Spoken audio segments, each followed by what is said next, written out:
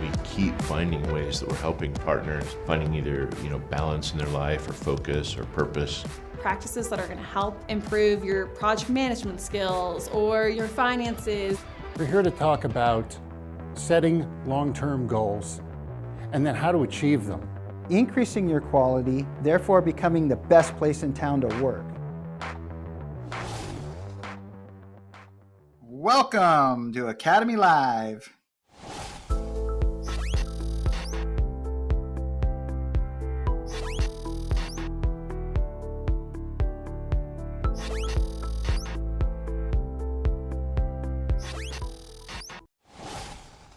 Welcome back to Academy Live. On today's show, we are going to spend some time talking about LinkedIn. It launched back in 2003, so by now, most of us have heard of it and are using it. In a minute, we'll hear some pearls of wisdom from Keith Marciano with his latest sales pitch, and I'm going to walk you through some good reminders for using LinkedIn for both your personal page and for your company page. Then we'll hear a slightly different take from Pax8's Cat Payne, on building your skills with an online learning content platform. So talk a little bit about LinkedIn learning, but about so many other different opportunities are to learn. But before we get into all that, let's start with our quote of the day. Now, this quote is by Germany Kent, and it says, "If you are on social media and you are not learning, not laughing, not being inspired, or not networking, then you are using it wrong." And so the reason I chose this quote is just about how important it is to have intention with your decisions to use social media. You can apply that to many other concepts, but in our conversation today, be intentional when you're using LinkedIn and know why you're using it and how is it going to benefit you? What are you hoping to get out of it? Is it something around networking and sales and finding leads? Is it more about learning about the industry? There's so many different things that you could be doing on LinkedIn. And so we hope to cover quite a bit of that today, and we hope that you use it with intention. Before we dive into all of that, we'll check out the sales pitch.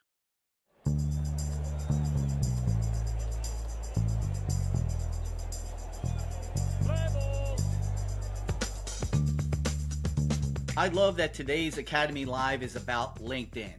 We're going to focus on that and how to use LinkedIn correctly from a sales standpoint. Sales is a skill, not a cadence. Doing old school methods of cold calling or email marketing is not going to fill the pipeline. Recently, I had partners tell me that they're using LinkedIn to use the in-mail capabilities to message people, or they're even having their marketing company do it for them. I tell them, hey, congratulations. You just created the modern day version of spam, and now more people in the business community don't want to talk to you and don't want to work with you. So ask yourself this: have you ever received a connection request on LinkedIn and not known the person? And then you see you have some mutual connections, so you decide to connect with them. And the next thing you know, you're bombarded with messages of them trying to sell you on their product something you do not need. Worse yet, you ever check your LinkedIn messages and in there are messages from people you don't even know, that you're not even connected with, that are already trying to sell you on their stuff? You ignore that stuff. You don't know them, right? So why would you do it yourself? So LinkedIn is an amazing tool that you can use to connect with people, right? And to attract prospects. Let's not use it in the wrong way. So today, let's touch all the bases on how to use LinkedIn right. 1, have a professional looking profile. LinkedIn's not really used as a resume. You're certainly going to have your resume and your background on there, but make your profile share your expertise and the expertise of your company. 2, we can actually build an ideal target client profile list using Sales Navigator. Then you can see who you're connected to and ask for introductions from the people you know to the people you want to know. 3, post thought leadership articles and content that your ideal prospect will want to read. Put it on your company LinkedIn page, put it on your personal LinkedIn page. 4, Ask people to connect with you. Ask them and then build that relationship. Don't just jump into selling your products, build the relationship. Congratulate them on their success. Comment on their post. Send them valuable articles or clips about their business to them that they would be interested in. Going to give you a bonus, base 4.5. Introduce them to somebody that might be a good referral partner for them or a good source of referrals for them. That's how they are going to know you, how they're going to like you, how they're going to trust you. Yes, this takes patience, but it's way better than spam. So once you build this familiarity and connectivity, you'll be surprised on how many people will just reach out to you to learn more.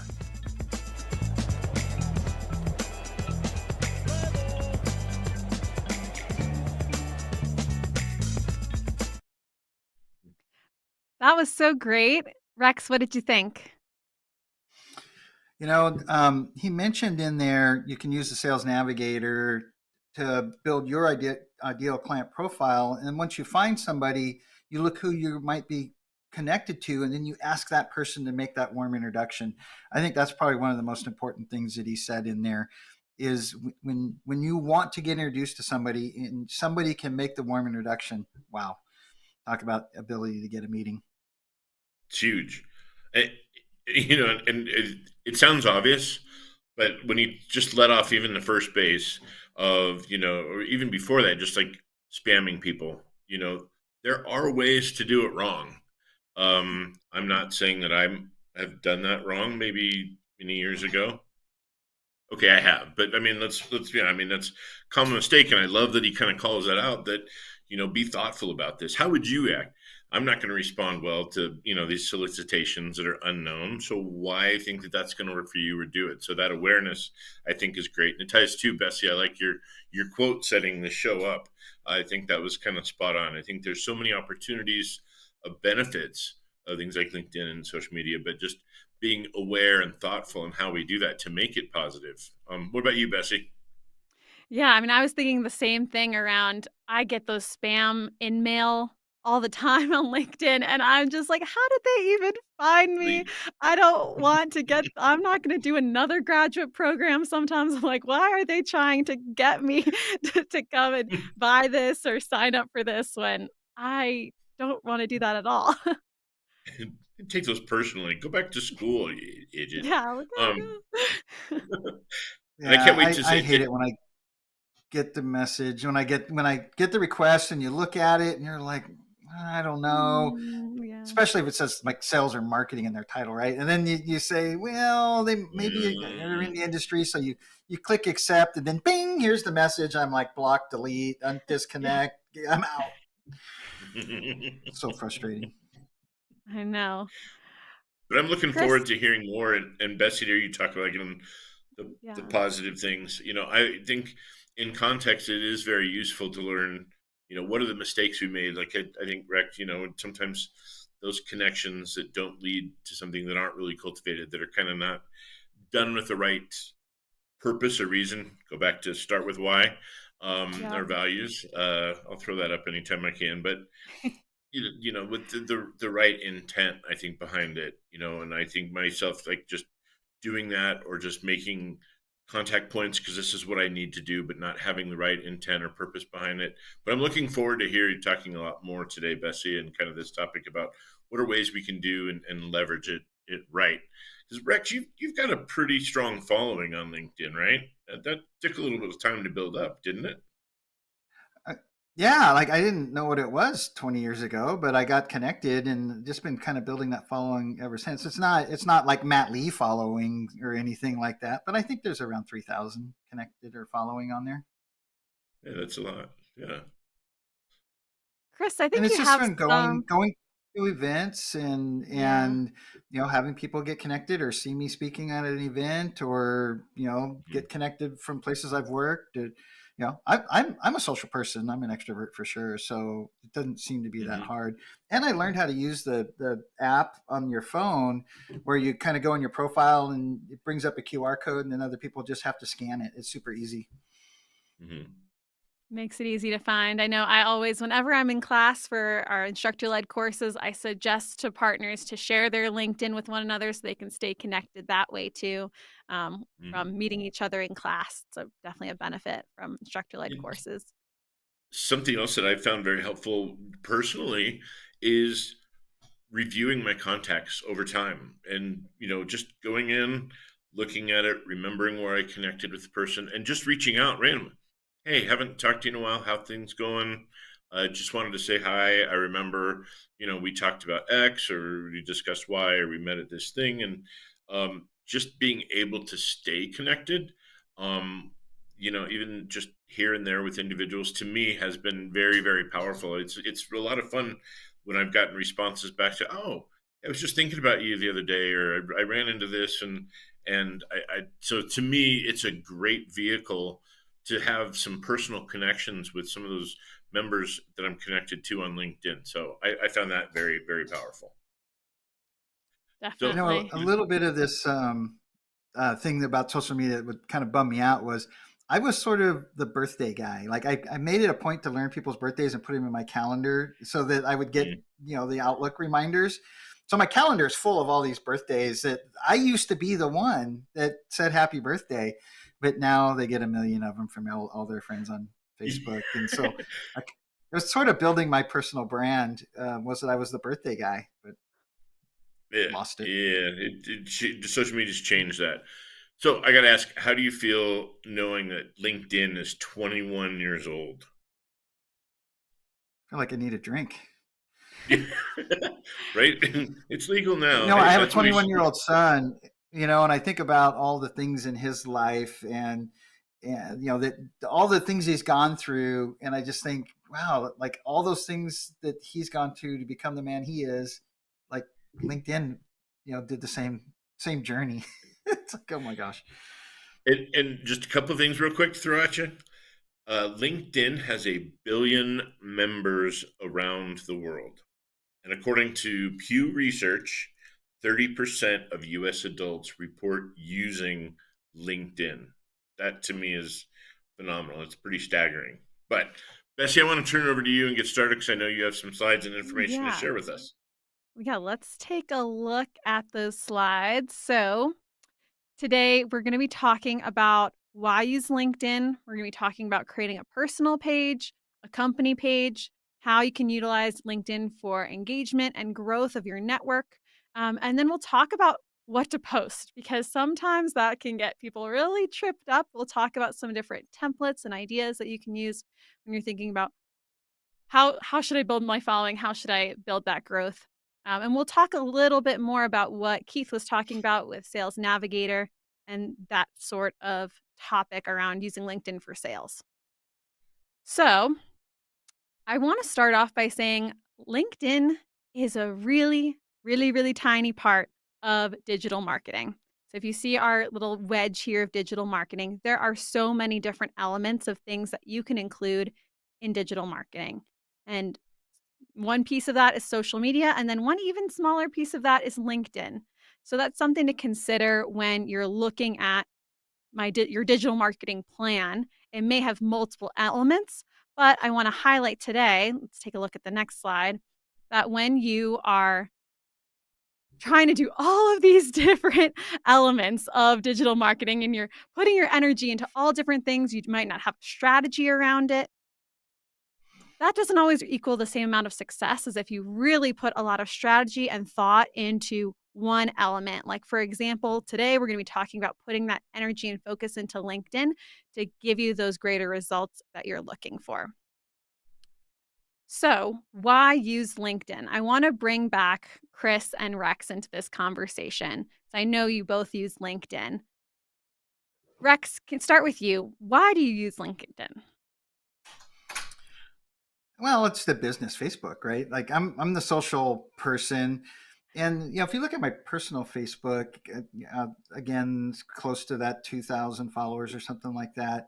Probably 1,500 of them are work related, uh, but it's still I try to, like, that's where I post the pictures of my family and my kids and that kind of stuff. Where when we're going to do a special episode of Academy Live, or I'm going to a trade show or a conference. It's my work Facebook, and that's really the way I use it. I don't know, Chris, what do you think? Just the term Facebook. I laugh at how my kids talk to me about all the different apps and things like that. But we're not going to go down that rabbit hole, because I think, to answer Bessie's question, I use it to just those connections, just to stay connected. When you meet people, you can have an email, you can send information, but that quick, oh, I wonder what so and so's doing. Or I'll have a thought or a question, like, oh, I remember there was this group I talked to, or I knew somebody that did that. And LinkedIn to me has been that source of, oh, there's a connection I have with somebody that has that information, or I know of her. Here's a source that I can ask about that. And so that's one of my knowledge points, is kind of LinkedIn, to see where I can tap into other people and kind of, collect knowledge and information or get updates. And then in general, just kind of trends. What are people posting? What are people talking about? What are some of the common themes out there that are just being posted about, being talked about from different spheres of influence? So how did you, Bessie, was there like a real pull? Did you have an aha moment or something? It was like, oh, this is good for me. Yeah, so my previous role before I worked at Pax8, I worked at a university where I helped students with their career development. I was a career counselor at Metro State University of Denver, and I would work with them on their LinkedIn, because oftentimes they're like, I don't need a LinkedIn, I don't think. And we would really try to coach them into knowing that you do need a LinkedIn. It's a great tool for not only job searching, which is, it's not one of these reasons up here, but it's a great reason, especially if you are a college student and you're looking for a new job, or you're starting to build out your connections. That's another great reason to go into LinkedIn. So that was, from my previous experience, really important. Working with MSPs, it's not always about job searching, but more around the reasons we have on our screen here. So around finding new clients, we're going to talk about using Sales Navigator as an option. Growing your network, something that both Chris and Rex were just talking about, and staying connected with others. That's important there too. Building your personal brand, whether that is saying happy birthday to your different connections as you see those birthdays come up, whether it's what are you an authority on, what do you know about. This next element is EAT, demonstrate your EAT. And this is from Google, and EAT stands for experience, expertise, authority, and trust. And I'm going to go back to that a lot today during my presentation. The reason for that is that it shows your authenticity. It shows that you are not an AI bot. You have these 4 elements of experience, expertise, authority, and trust. And Google uses that as their way of ranking what material is shown when they're searching. So if a poster has this expertise, authority, trust, their posts are ranked higher and are more seen by more people than if everyone is doing AI as their content. It's not going to be as personal. And so it's going to be something that we kind of go back to a bit today, but it's so important, and it's related to that algorithm of what content we're shown. So it's a way to get your voice out there, be authentic, show your expertise in different ways. And it also will make you more searchable. People will find you more easily. And the last piece here is around sharing your industry thoughts and leadership. And so we'll be talking about how do I do that? What should I even post a little bit later on today? So let's get into it. Let's take a look at the next slide on the importance of a personal page. Now, Rex, I'm going to bring you back on here for a moment. So this was, I think, almost a year ago, maybe. Sky, our marketing manager, worked with you to make some improvements to your personal page. Do you mind just walking us through what were the changes you made and why? Yeah, one of the first ones is she recommended that, while the suit looks really professional, it's not really the Pax8 brand, right? So we went and I used a different picture, one that had me more in a polo. And then take a look at my title there, right? Like it says VP of Academy at Pax8. bland. But if you look at what we put in there, right? We put business coach, speaker, entrepreneur, and I'll tell you, deciding what to put there wasn't like I just said, oh, we should put business coach, speaker, entrepreneur, right? It was like me having a discussion and determining what's most important to put there with a professional that was helping me, and I think that's key there. Don't be shy to find somebody who's an expert on this stuff and have them help you build it.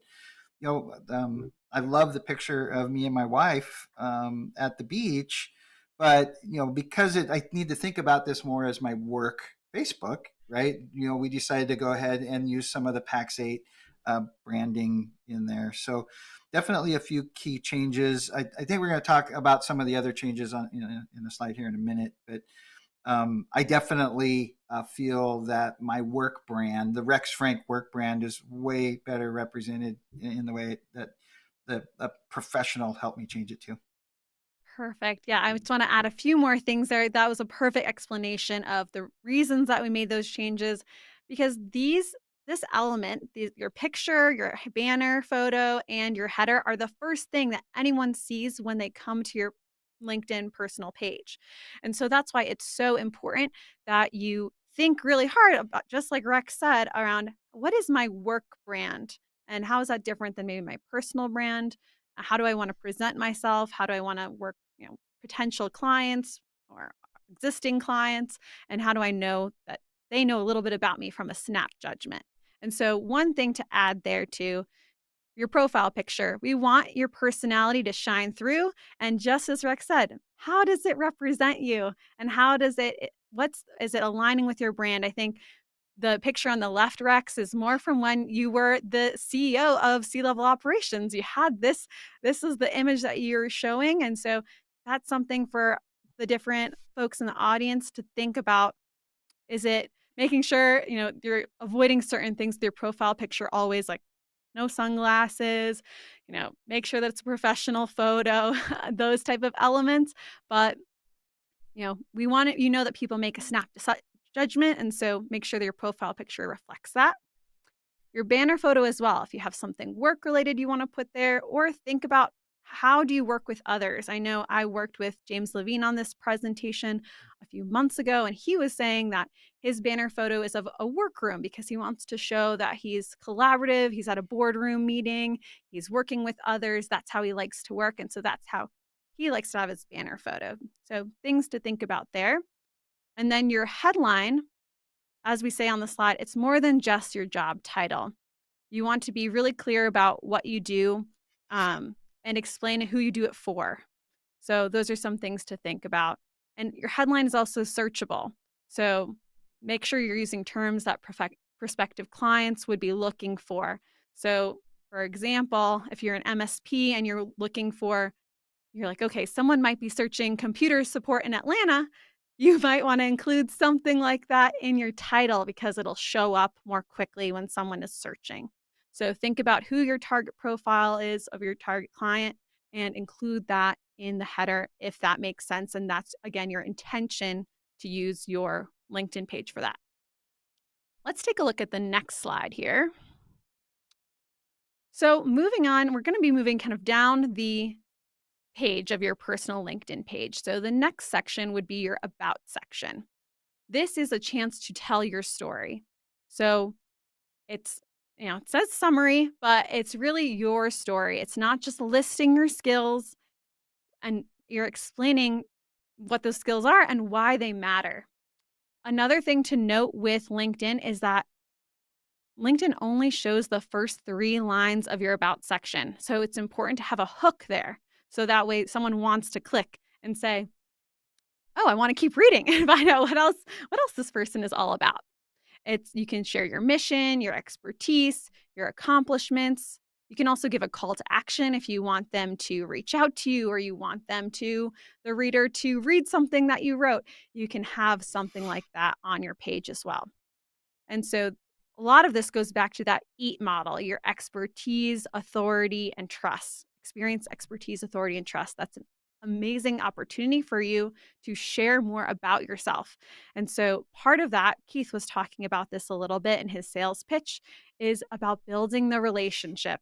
So this is the first step of the relationship attachment model as a framework that you can use to think about how you are building out that relationship. The very first step is have them know you.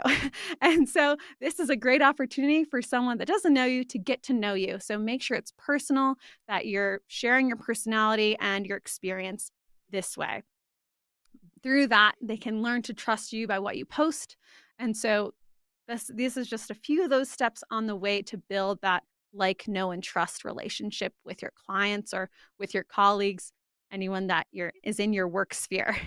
So let's take a look at the next section, which is your experience. Your experience section should include your company.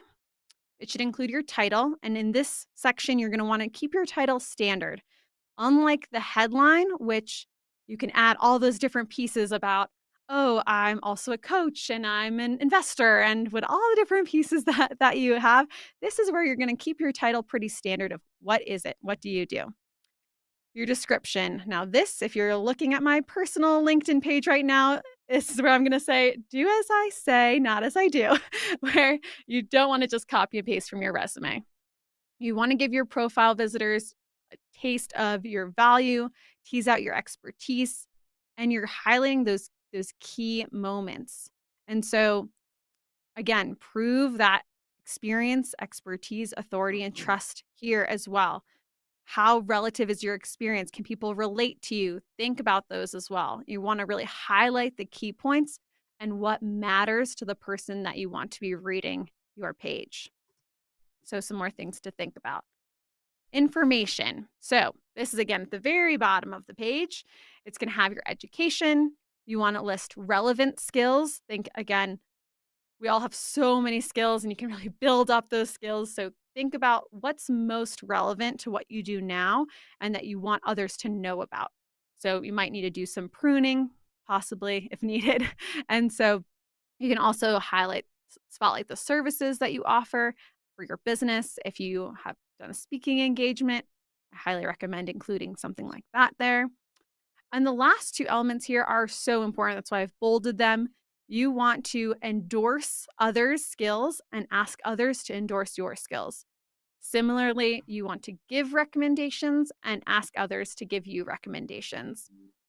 The reason for this is that it is the proof, right? Proof in the pudding that you are what you say you are. You have other third-party individuals, past coworkers, clients that have worked with you that can vouch for you and know that you are great at what you do and there's someone that you would recommend. So highly recommend making sure that you are being a giver, giving these to others, and also asking for others to give those skills and endorsements to you as well.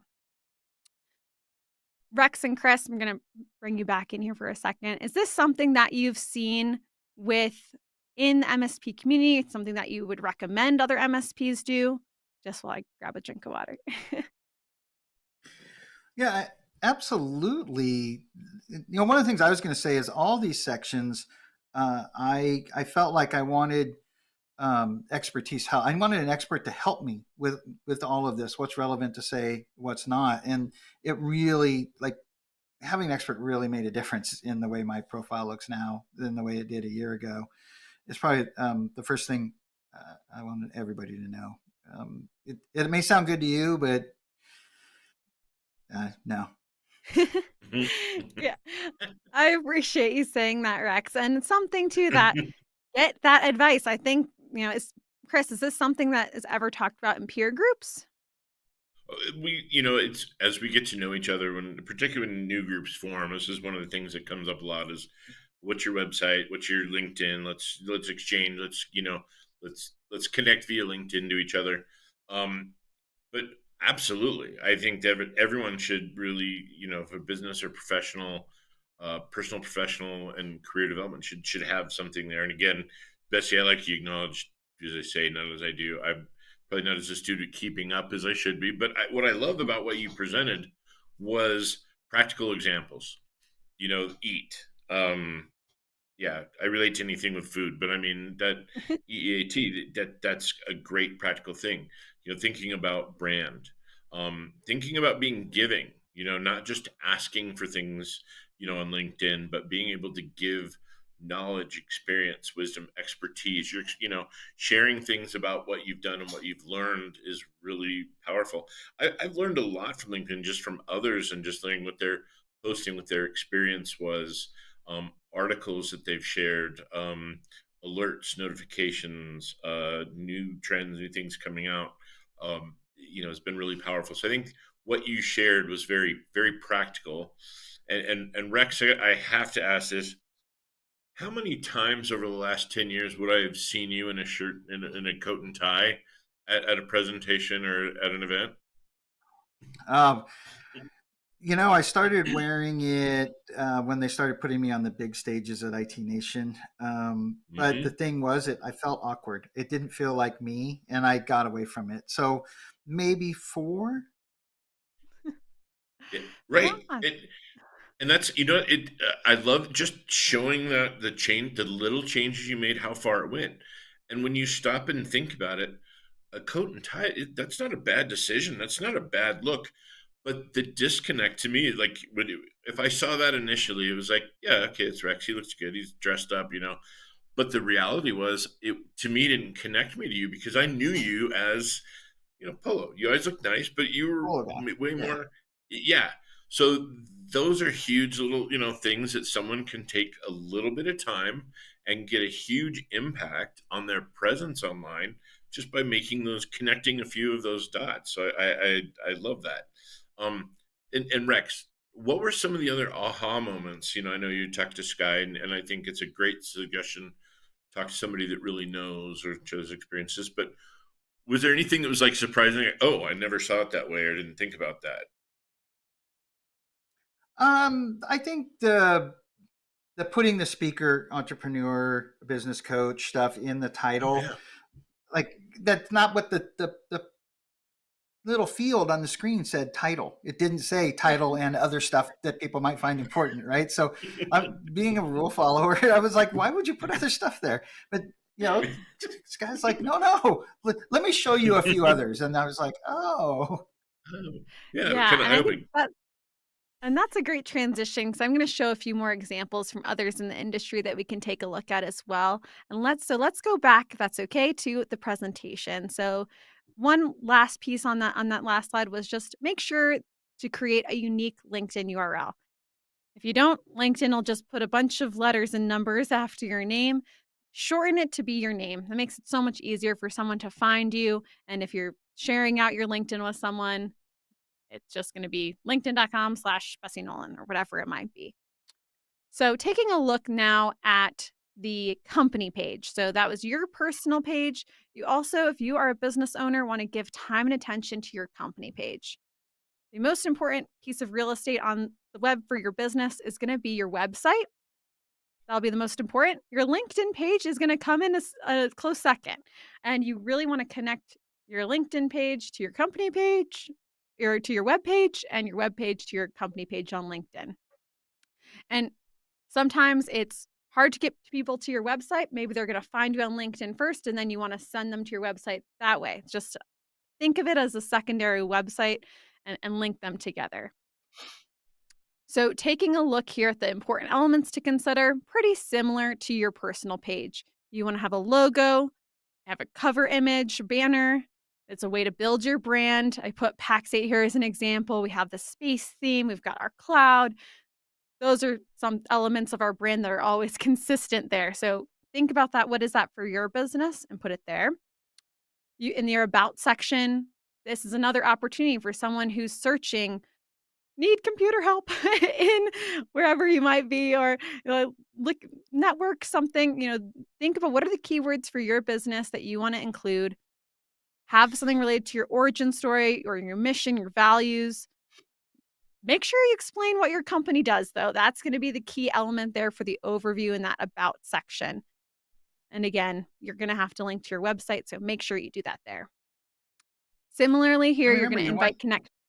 you What'd want you your say, Rex? employees connected because, like, Yeah. I see things on, um, you know, an article talking about a company, and they're like, and LinkedIn shows, 22 employees kind of thing. And then, like, people use that information to put it on. So didn't mean to interrupt you there, Definitely. Bessie. Sorry. Oh, no, that's the perfect thing. So I was just going to talk about inviting connections. So definitely all your employees, you want to have them on, and there's an area there on your page. You'll see it of.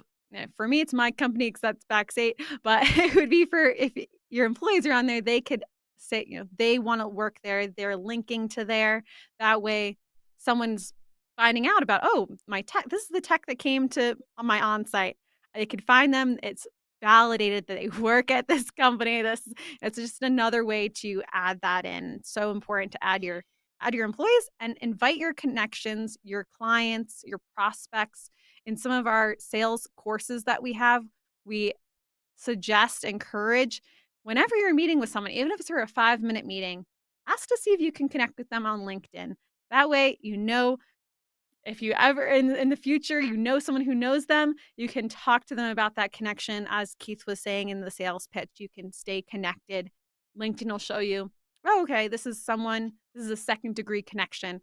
So you want to build out those first-degree connections. That's to your personal page and to your company page.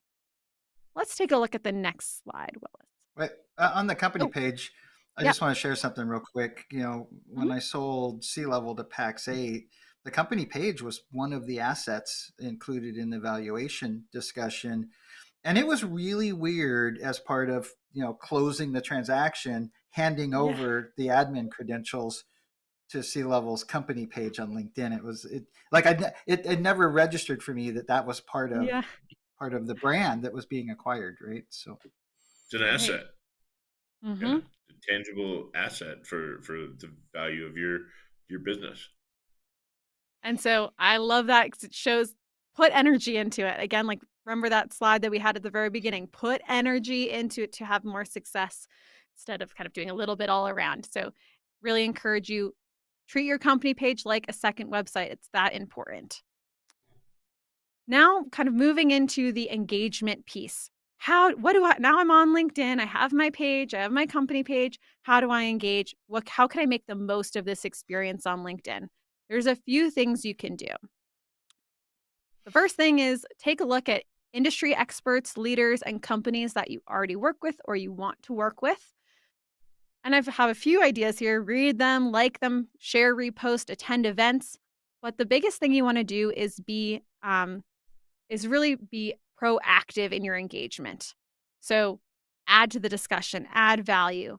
It help get your name out there, make you more visible, and more visibility to your company page. Know that this does take time though. So you want to be thoughtful about which companies, which leaders you're connecting with. Going through and just adding on every single person or every single company might create just a lot of noise on your page or in your posts, and you might miss important things. So be, again, intentional about who are you following, what's the reason behind it, and who do I want to engage with. It will help, again, show that authority. If you're commenting, you're adding to the discussion around cybersecurity, other people will see that and say, oh, wow, this is a cybersecurity expert. Someone knows a lot about this. I should listen to them. I should take a look at what they have to say. Maybe I'll go and see what they've posted. So really think about that when you're thinking about engagement. Also with LinkedIn groups, similarly here, do you want to network? Do you want to get advice? Do you want to connect with others in the community? Do you have a question you need help with and you're not sure where to go? Think about what's the reason behind it and be intentional about which groups you're joining, who you're following, how you engage. Taking a look at the next slide, we have some examples of industry leaders. So again, think about who you're following and why. So one example, Matt Lee, I would follow him for more cybersecurity knowledge, or I want to know more about what he's up to. Rob Ray, maybe more about what's going on in Pax8's community ecosystem. What's the industry trends? Very connected to many people and different elements, not just in one niche of like cybersecurity.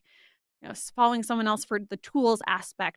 Just thinking about that and see who are they connected to, the people that you really admire, and find out, maybe that would be a good person to look at, and just think about your strategy and who you're following and why. So taking a look at that next slide. Now we're getting to posting. This can be tricky. So Some ideas here. You want to share relevant media and marketing collateral. Spotlight your work, your insight. You can share more about your team culture. You want to think about how you're an industry expert. Think some tips for a good post are to stay current, make it interesting, be story driven. Again, that shows your your expertise and authority. Consider your audience, know who are you talking to and why, and show off your personality, right? Um, show who you are, be authentic. Another thing to think about is value comments over likes. Hundreds of people could like, but maybe not that many people could comment. So add something to the discussion with a comment. Um, let's take a look at the next slide. I just want to mention that there's something called the creator mode. This is a free tool that you can turn on. And what it does is marks you as someone who's an expert in certain fields. So you can say, I speak about 5 topic areas, and that will put you right at the top, and it gives your posts and your profile a little bit more attention. So if you're planning on putting a lot of energy towards LinkedIn, this would be something I would suggest considering doing, is turning on creator mode, and it'll give you more options and more opportunity that way. So taking a look at the next slide, I want to bring back Chris and Rex to kind of talk about this, and maybe we'll do a bit of an example for the group. So these are some templates that James Levine shared with me around for someone that's really stuck and they're like, what do I post? Start thinking about some of these templates. So I'm going to go through all of them, and then let's pick one as a group, and we can kind of think through what sort of thing would I post to fill in this template. So the first template is, I did this thing today. This was the context around it. I learned 5 lessons in 5 years, whatever it might be. And then what are the lessons? Hope that was helpful. Template 2 is how to do something. This is the old way and a few things about it. Here's the new way, a few things about it. And this is why new is better than old. The last one here is 99% of MSPs or something don't do this. 1, 2, 3. Too much. They're doing too much of something. It's not great for their business. It's a bad thing. And not enough something. That's a good thing. So if we take a look at these, your mind could go in so many different directions. Let's kind of do an example for the group around this. Rex or Chris, is one of these speaking to you? Do you have an idea for one that you want to talk about?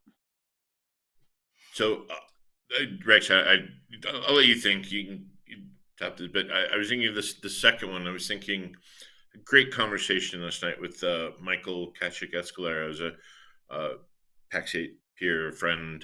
We're in Germany, and we were talking, and he's doing a conflict resolution seminar with a group in the UK.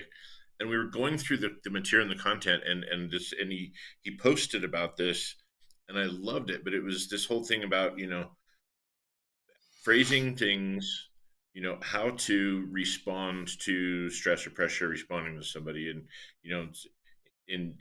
instead of saying you always do this, because what's the famous saying, absolutes are always wrong. Thanks, Bessie. I appreciated that. But Always nice. To go from that, one step better, you kind of go into that of, you do this, you make me angry. Better, but still not there. But the third thing really is kind of saying, when this happens, I feel left out. And there's this progression. And I love the post, and I love this content and this thing, because it's talking about, what's a natural reaction? Why is that a negative thing? What is bad about that? What are ways to improve that and do this instead? I found the whole content thing and kind of the post talking about, in this particular case, conflict resolution and building relationships and trust within teams, really, really powerful. And I think using a template like that could be really powerful in helping somebody identify how a post or creating something similar that would have a much bigger impact. And it's a way to tell that story in an interesting way and connect with the audience, because a lot of people can connect with that of, oh, I've gone through a conflict resolution training, or I led one, or I have had a conflict before in my life, even if I've not been part of a training. They can kind of share and Hmm. learn from that. Rex, did Yeah. any of those templates speak to you or anything? Yeah, I was thinking. I was a guest on Academy Live today, and I learned Yeah. 3 things. Right, I learned I need Yeah. to pay attention to my profile and my title, and I learned Yeah. that I need to pay as much attention to my company page as I do our company website, and I need to connect them. And I learned that I need to do posts on a regular basis, connecting everything together and connecting to my peers and followers so that it raises their profiles and my profile. So make your post on LinkedIn today about Academy Live. Wow, I am How's that one? foreseeing some kind of contest or something in the future, maybe about we could have, like, if you do a LinkedIn post about Academy Live, what you learn. I don't know. We'll have to talk to the producers about that, but I think that would be a lot of fun. I love that idea. Thank you both for sharing. I've got just 2 more slides, and I'm almost at the end of my time, so let's go to the next slide, Willis, please. So this last piece I want to end with, I've got one and then one more around next steps, but with this piece, this is a little bit what Keith was talking about, using LinkedIn to get leads. The first big piece of things that you can do with LinkedIn is develop lists. So, for free, for no cost at all, you can search by company, name, title. You can filter by industry and location. You can see who's a second degree connection at those companies. If you move up into the paid or the premium um, section of LinkedIn, you get the same criteria, but you can also find out by company size. So that's another great way to find out who's your target client profile and apply that to your search within LinkedIn. You can also save lists, you can track changes and posts. And the biggest thing about those 2 elements, whether it's free or premium, is that you get that information out of LinkedIn. You don't want to be just saving all that data in LinkedIn. What happens if someday you lose access to LinkedIn or something happens? You want to have that data on your own turf, in your own real estate. So just think about that with those elements of building out lists. The last piece here is around InMail. You heard Keith say, we don't recommend you just spam random people on LinkedIn with InMail, because it's just not recommended. If you don't know that person, they are just going to be turned off by you and your company. So highly recommend not using that, but it is a premium feature. It's a paid feature if you're interested in checking it out. Messaging best practices: connect with second degree connections, and don't just send a connection without a message. Make sure that you say how I know you or how I met you. That will make you much more likely that they'll accept your connection request. And after you connect, make sure that you send them a personalized message thanking them for connecting. Talk to them about how you solve specific problems in their industry and how you can personally help them and how your business can help them. So, taking a look at the last piece, next steps, this is all around keep learning. So, on Academy, we have a LinkedIn 101 course. It's going to be covering some of the topics I talked about today, but you can share that really easily. It's just a 20-minute online course that you can learn with you can send to any of your colleagues or your employees to keep learning about LinkedIn. Now, I'm at the end of my presentation, so we're going to talk about how you can keep learning after this. One way is with LinkedIn Learning, which is a LinkedIn feature, but there are so many other ways that you can learn through online learning platforms. And Kat Payne is going to tell us a little bit more about that. So I'll let her explain.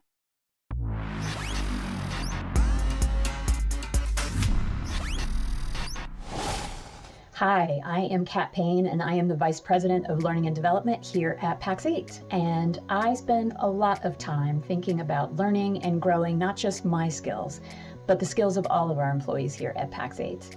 And I am excited to share with you today some of the things that I have learned about online learning content platforms. So many organizations are moving to a skills-based approach to hiring, and that makes it crucial for job seekers to invest in continuous learning. That enables you to not only demonstrate to prospective employers that you have specific skills, but also that you have a growth mindset or a sense of learning agility, which so many employers value right now.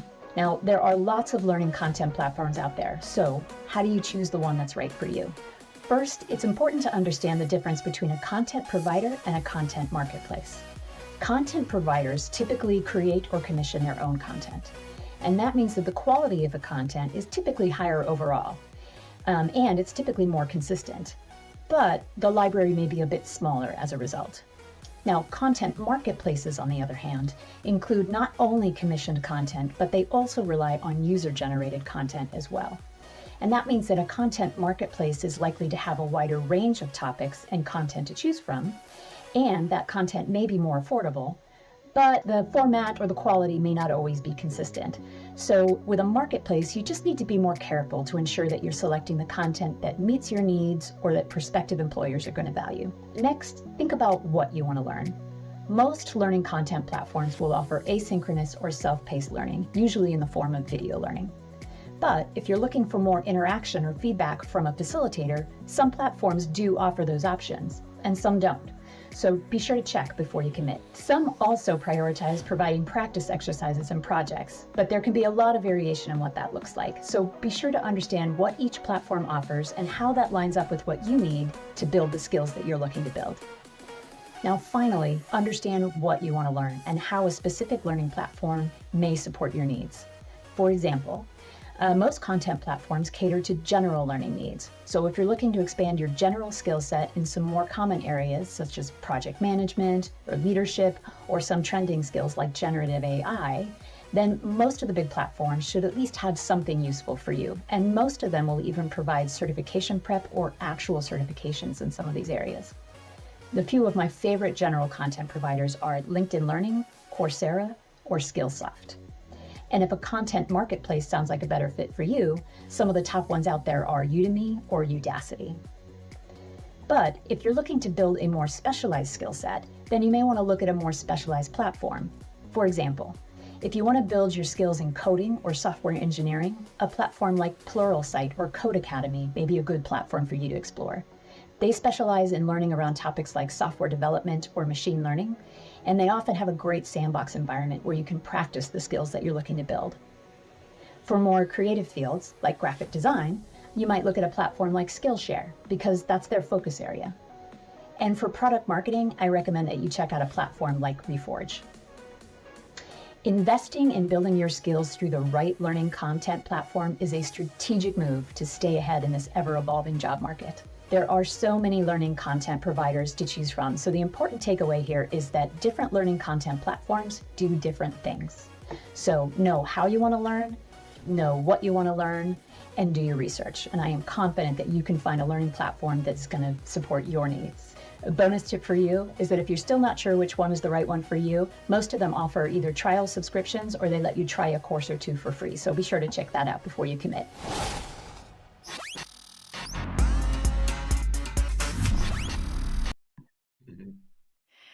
Wow, thank you so much, Kat, for sharing your wisdom. That was so much information in 4 minutes. I think hopefully everyone's going back and they're going to screenshot the different learning platforms that they want to check out and learn more about.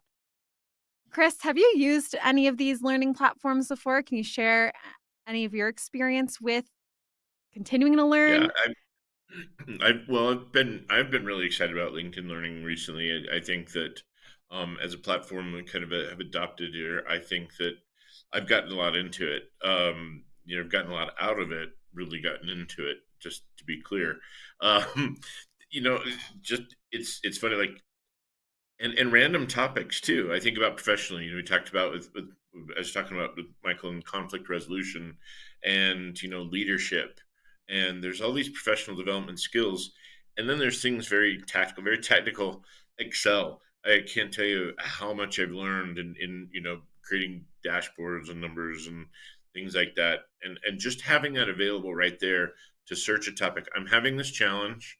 I need to solve this, and having a resource like that, I can go search and then sit at my own time, at whatever, convenience is to me really, really powerful. So I'm a huge fan. And Rex, Yeah, a couple of thoughts. Number one, Kat is responsible for educating, the 1,700 plus Pax8ers, right? So she has put a lot of time and effort into this. I did feel like she forgot to mention one of the most important learning platforms, and that was academy.pax8.com. So we might need to have a little side chat with her about that one. But and you might have heard me talk about with the courses that we put in the academy.pax8.com, right? In that we take the subject matter expert that knows the subject and we pair them with what we call a learning experience designer, right? These are the people that have, master's degrees in how people learn. You put the two together and we create these on-demand courses that we make, free to all the Pax8 partners. Well, Kat is the one that manages all of those learning experience designers that help build those courses. So I just want to say thank you to her and her team for all the work that they constantly put in to releasing all the new courses that you can find out there. So thank you, Kat. Excellent. Well, I think it's probably time for us to move to final thoughts.